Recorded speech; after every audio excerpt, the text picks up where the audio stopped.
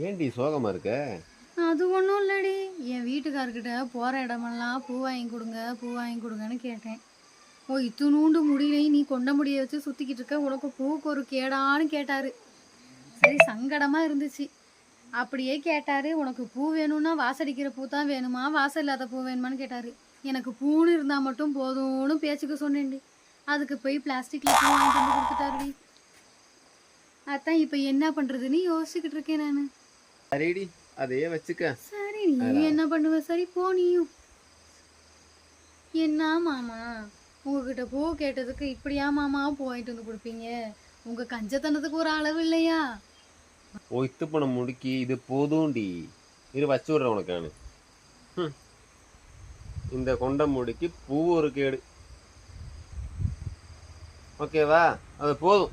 பொம்பளை பிள்ளைங்களுக்கு பூ தான் சாமி அழகு. அதனால தான் பொண்ணுங்க எல்லாரும் பூ பூன்னு கேட்டுக்கிட்டு இருக்கோம். சரிங்க, அது போதும்.